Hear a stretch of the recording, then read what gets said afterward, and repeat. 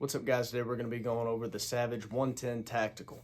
This guy is chambered in 6.5 Creedmoor, and that's simply because I wanted to reach out farther distances, about 500 to 800 yards. I have shot this guy out to 500 before. Out of 12 shots, I hit 12. I do have a video of one of the shots here, but you can't really hear the ping in the background because of the background noise. The fuck? I was like, But in an indoor range at 500 yards, I'd say it would shoot a group about the size of a softball, which is extremely impressive for a rifle I got for $750. So we'll start on the positives of this guy. I do really like the bigger bolt. That's kind of what makes this gun a tactical, but it's a lot easier to rack. I've already checked to make sure this is unloaded, I promise. Next thing I do like is the AccuTrigger. That's what Savage calls it, is the AccuTrigger. I have it down to about 2 pounds right now, but it is adjustable, which is very awesome. Some people like a 4-pound trigger. I do not like that. I like a hair trigger because my ass, when I see a big buck or a deer, it starts shaking like a motherfucker, so I need to just take my big breath and right at the end of it, pull the trigger as soon as possible. This guy also does have an aluminum chassis, so it has a free-floated barrel above it, and then underneath here, if I were to pop the barrel off for you, there would be a aluminum bed, basically, and that just helps the harmonics of the weapon. If you don't know what harmonics are, think of it like music. If all of the harmonies in the background don't come together at the same time in the right way, the music's gonna be thrown off, just like the same thing with a gun. If all the parts of the gun don't come together in the same way or react in the same way, the bullet is not gonna fly in the right direction, and it's gonna be thrown off from what you want it to be and where you want it to land. And that's one thing I really do appreciate and love about this rifle, is that it's always been extremely accurate. I did take it to the range the other day, and I think I have a video of a couple of my shots, but I do have a picture of my grouping. Was at 100 yards, and I had just cleaned the barrel, so the bedding of the rifling wasn't filled in yet. So these were my first couple rounds through the gun.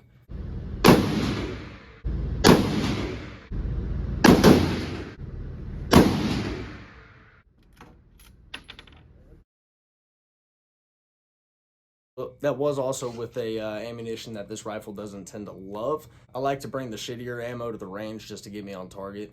That has the same grain and same weight as the ammo that worked really well with this gun, and I bring the good ammo hunting. Now I do have a crappy Bushnell scope on here. This is a Bushnell Legend. It cost about $200. I got it in Louisiana because I needed it for this rifle because my old scope broke and it was a piece of shit. But this dude has actually held up for about a year, and I've taken it to the range a few times to see if it's fallen out, and it has not, no matter how much I beat the shit out of this rifle. Next thing you may notice is on the back right here, we do have, I don't know if the camera will see it, but we do have a 3-stage safety, so I'm gonna go ahead and rack that. I already made sure there's nothing in it. It does have a 3-stage safety, so right now it is off of safety, it's ready to go. There's a half safety right here, where you can still rack it, but you can't pull the trigger. And then there's a full safety, where you can't do anything. Bolt's locked, trigger's locked, everything. The half safety is very nice if you have a round in the chamber that kind of discharged and you want to put your gun on safety, make sure it's good, but you also want to be able to unload it because you don't want to be able to pull it back, think your gun's on safety, and then be able to pull the trigger. You want somewhere in the middle of that. And that's what this gun provides. It provides a lot of extra touches that are extremely nice and appreciated by me and many other hunters and many other marksmen as well. I did put a bipod on this. It's a Caldwell. It cost me about $80, $85. And this is also held up pretty well. I do wrap this guy in the self-adhering mesh tape. It's kind of like a gauze feel, but a little bit rougher.